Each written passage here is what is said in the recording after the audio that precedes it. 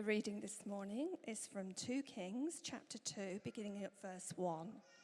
Elijah taken up to heaven. When the Lord was about to take Elijah up to heaven in a whirlwind, Elijah and Elisha were on their way from Gilgal. Elijah said to Elisha, "Stay here, the Lord has sent me to Bethel." But Elisha said, "As surely as the Lord lives, and as you live, I will not leave you." So they went down to Bethel. The company of the prophets at Bethel came out to Elisha and asked, "Do you know that the Lord is going to take your master from you today?" "Yes, I know," Elisha replied, "so be quiet." Then Elijah said to him, "Stay here, Elisha. The Lord has sent me to Jericho." And he replied, "As surely as the Lord lives and as you live, I will not leave you." So they went to Jericho. The company of the prophets at Jericho went up to Elisha and asked him, "Do you know that the Lord is going to take your master from you?"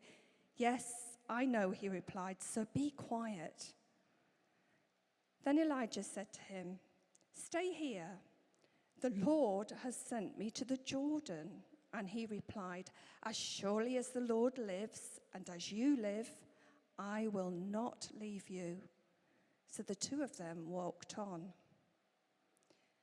50 men from the company of the prophets went and stood a distance facing the place where Elijah and Elisha had stopped at the Jordan.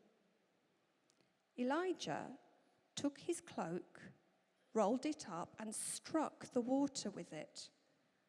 The water divided to the right and to the left, and the two of them crossed over on dry ground. When they had crossed, Elijah said to Elisha, "Tell me, what can I do for you before I am taken from you?"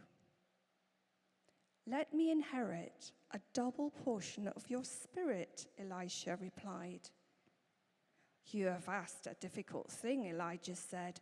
"Yet if you see me when I am taken from you, it will be yours, otherwise it will not."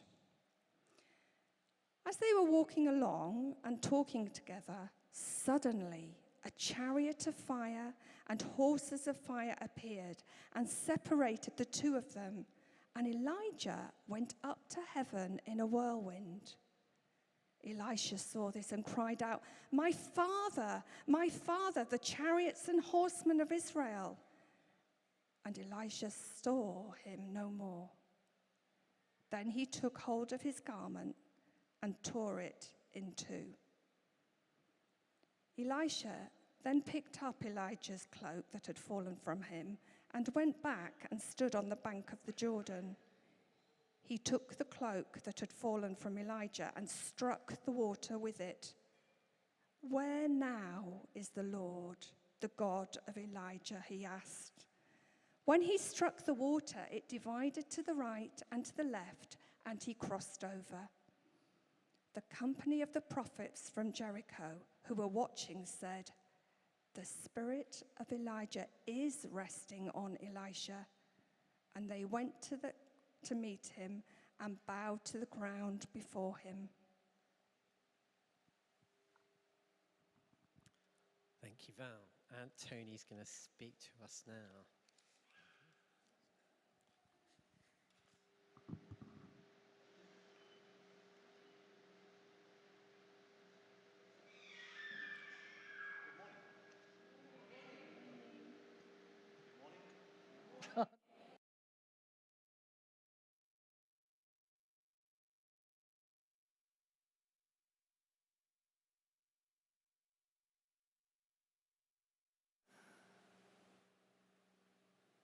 Hello?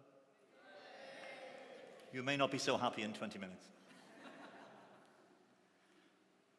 Good morning. My name is indeed Tony, a member of this church for a good few years now. Many more years, in fact, than my youthful appearance might suggest. And I am occasionally let loose up here to share my stories. The church office usually then promise that they'll never book me again. But 6 months later, when the furore has died down and they've run out of options, They booked me in for the hottest day of the year when any self-respecting man of my age is wearing shorts. Today is Father's Day. And if you're a dad who has been pressed into coming here, then you have my deepest sympathy. But take some consolation in knowing that my talk will at least be brief. It is a day which, like Mother's Day, carries some serious emotional weight. We all have our own memories, emotions, and experiences with regard to fathers and fatherhood, hopefully mostly positive, but I acknowledge that life can sometimes be complicated. If you are in any way struggling with conflicting thoughts today, then I extend a sincere thank you for coming along at all, and I hope that you find some peace in God's loving presence. There are good people here who would love to talk and pray with you later in or after the service. A welcome also to St. Paul's youth, who have been shoehorned into this service. It was Nick's idea. And bearing all that in mind, my talk today will be a little more light-hearted than usual and will not be overtaxing or theologically deep. So no change there then. Putting to one side the obvious spiritual priorities in my life, being a good father is, after being a good husband, my number one priority. I humbly admit to my failings and regrets with regard to my raising of our now 2 adult sons, but I could not be prouder of the men they have both become.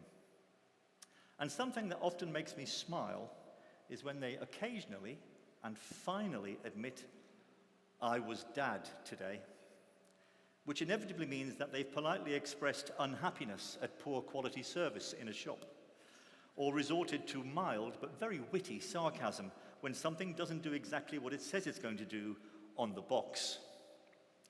The apples have not fallen far from the tree.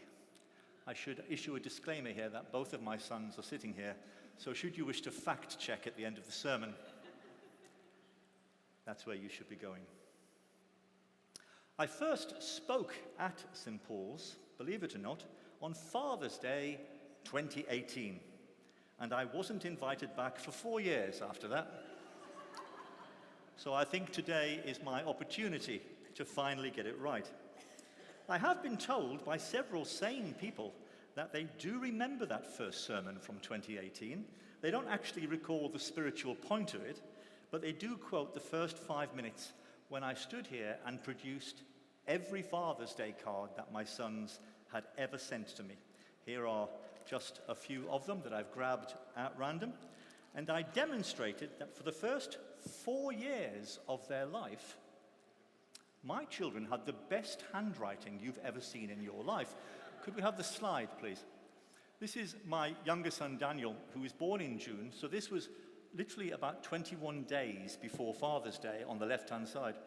The writing looks suspiciously, but obviously, DNA and what have you, like my wife's writing, but it is clearly from my son. And then 4 years later, when he started at Oakland's, suddenly his handwriting just goes all to pot on the right-hand side. So there is a serious problem at the heart of the British education system. And anyone here who's a teacher should speak to Dan, who is also now a teacher. And I continue to hoard in the attic every single card that they sent. Why? Maybe I'm just a sentimental old clown who likes to wallow in nostalgia. Or maybe, just maybe, it's something altogether deeper. My own dad passed just over a year ago. Now, some might balk at the thought of speaking on Father's Day, having lost their own so recently. But my dad was the ideal role model for manhood, and he lived his life with a sparkle in his eye, and it is always a joy for me to think about him. For the past 4 Sundays, we at St. Paul's have been working our way through the book of Kings. It's divided into 2 parts, but it's one book really, following the exploits of perhaps the greatest prophet of Israel, the man called Elijah. Elijah was, truth to tell, a very ordinary man. We really don't know much about him at all, but every few months he would receive direct instructions from God, and God's Spirit would come upon him, and then, in a seemingly fearless fashion, he would speak truth to power, criticizing the brutal and wicked King Ahab. And then the Spirit would lift, and Elijah would realize exactly what he'd done and what he'd said, and then would hide away for fear of his life. And today, as read earlier, we reach the astonishing part of the story where Elijah passes the unofficial position of chief prophet to his devoted apprentice, Elisha. And it must be said that we don't know much about Elisha either. But the Bible does tell us this, that Elijah was very hairy, and that Elisha had almost no hair at all.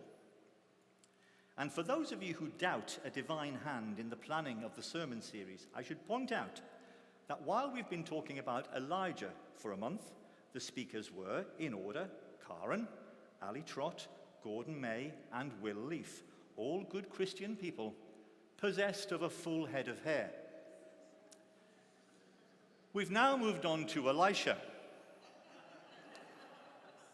You have me, and next week's speaker is Barry Hingston. And they say Christians have no sense of humor. In terms of writing style, the Book of Kings, to me, is very reminiscent of the Gospel of Mark, in that they are quick, direct, and very to the point. As we discovered on week 1 with Karen, when Elijah is first mentioned, he just arrives, really. There's no origin story, no background, no family history. It's just, here's Elijah, here's what he did. And also here, in today's really quite bizarre reading, you might say, it just seems to be known by Elisha, known by the prophet seminaries at Bethel and Jericho, and known by Elijah himself, known that Elijah's early earthly life was just about to end in a supernatural fashion on this very day. How everyone knows this is not divulged. Perhaps some sort of revelation or prophecy or dream, but that's not important. What is important is the behavior of the master, Elijah, and the apprentice, Elisha, on that day. And it's important to remember that neither of the prophets in today's tale was some kind of superhero. They gave no signs of being extraordinary men. It is simply that when God asked Elijah to do something, Elijah did it. And when Elijah was told to take the unschooled bachelor farmer, Elisha, as his disciple, he did that too.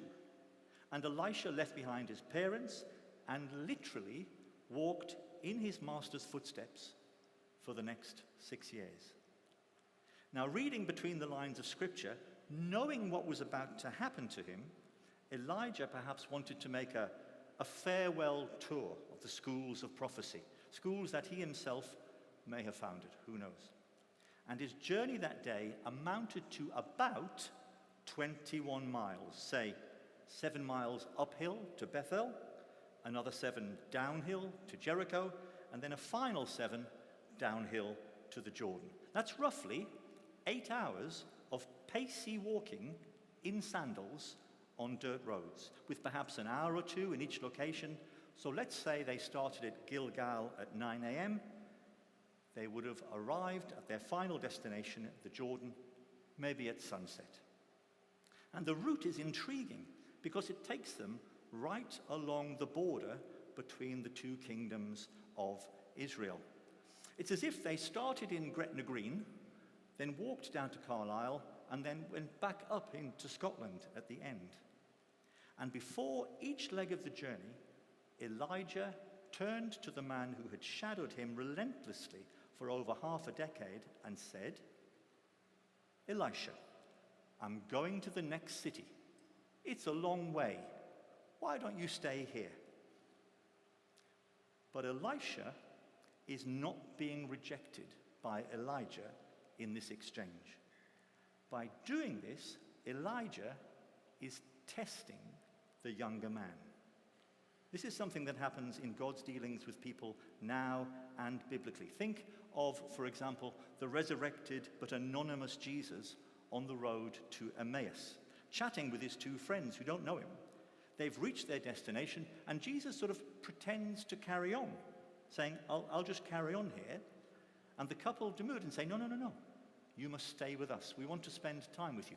We want to learn from you.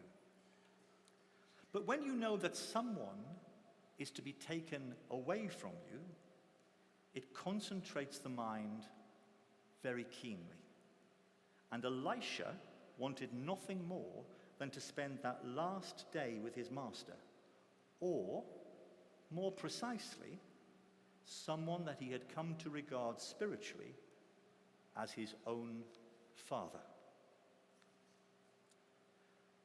Certainly, that is how my brother and I felt when Dad received his 3 weeks prognosis. We were in tears. But my unflappable and very dry father said to the doctor, 3 weeks? That's a shame. I've just put £100 on the gas meter. True story. Truth to tell, having lived 300 miles away from Dad for my entire adult life, I spent more actual physical time with him in January 2025 than during the previous 10 years combined. And it is a privilege I do not count lightly. Even more so during what then turned out to be his final 2 hours, when I sat alone late one night by his peaceful bedside and held him very tightly in prayer. So there are just 2 brief points that I want to make with regard to Elijah's final day journey. 1. Elisha's request for a double portion of Elijah's spirit, which on the surface seems a very straightforward suggestion. He presumably wanted to be twice the man that his beloved mentor and father was, is a misreading of the text. The reference to a double portion comes directly from Jewish law in Deuteronomy 21. If a man had, say, 4 sons, his estate, upon his death, would be divided not 4 ways, but 5. And the eldest son would receive a double portion, 2 portions, because the burden of looking after the family business would rest on him. So what's happening here is that Elisha is not just asking for God's Spirit that rests upon Elijah to also rest on him. Beautifully, he wants to be regarded as the firstborn son that presumably Elijah did not have. And this is a deeply touching, bloke-like moment.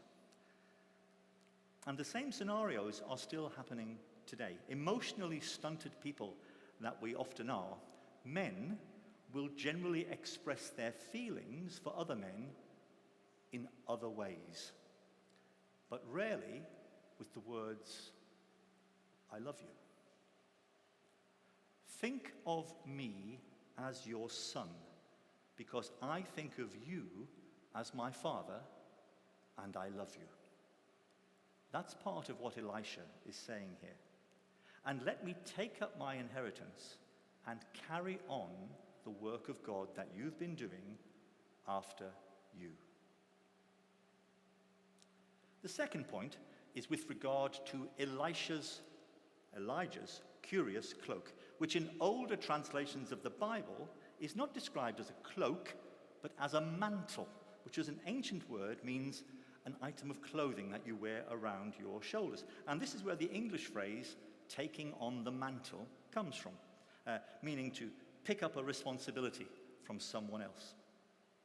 Now, if Andrew Lloyd Webber was to produce a stunning new musical based on this story, it might be called Elisha and the Wonderful Water-Repelling Cloak, suggesting that the power was in the cloak. But it's not. The power is in the God of Elijah. And it's God, not the cloak, who separated the waters for Elijah's final miracle. And it's God, not the highly symbolic cloak, who separated the waters for Elisha's first miracle. And this is the same God who, for instance, has guided Karen during her discipleship. And this is the same God who has watched over previous vicars, Mark and Chris, and will watch over our new vicar, Gareth. The servants change. We all play our part in the ongoing story, and we all serve the one God who is continual. And the transition from one spiritual leader to another, from one father figure to another, such as we are experiencing here, is fraught with potential danger. And all credit to the leadership team for steadily sailing that ship through these waters. And God be praised for the spirit of unity and oneness that has prevailed. As a man who adores the art of storytelling, I love the idea of the foreshadowing, of the echoes, and of the events coming full circle. And Elisha's first miracle, mirroring Elijah's final, is a storyteller's delight. Where is the God of Elijah? He is now with Elisha. This is God, El-Olam, to use one of the ancient titles, the everlasting and unchanging God who passes from one generation to the next and the next and the next. One of the best things my father ever did was to leave very little in the way of possessions. There were no double portions for my brother and I, and as such there was nothing for us to disagree or argue about come the sad day. Money meant literally nothing to Dad. His boys and their families meant everything. As such, we spent just a couple of days clearing his small retirement bungalow near the sea. Each of us took a few personal possessions. I now have 2 extra Christmas baubles to hang on my tree in December. And as we took one last look around, my brother said to me, "Hang on, we didn't check the attic." So tentatively, he opened the hatch, and bearing in mind he's 6'7" and 18 stone, he then precariously balanced on the fridge and leapt into the loft. And I stood there waiting for the bad news that there were boxes and boxes and boxes. "No," he said, "just 2 carrier bags from Morrison's." And he passed them down, and I held them, and we opened them. And there was one for my brother, and there was one for me, and we found Dad's treasure.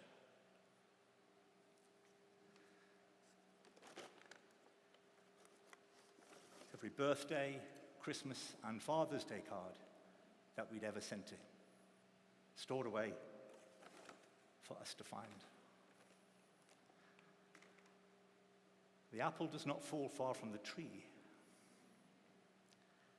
And our father figures, and those who we choose to allow us to mentor them, the people we spend time with, will have the most profound impact on our lives.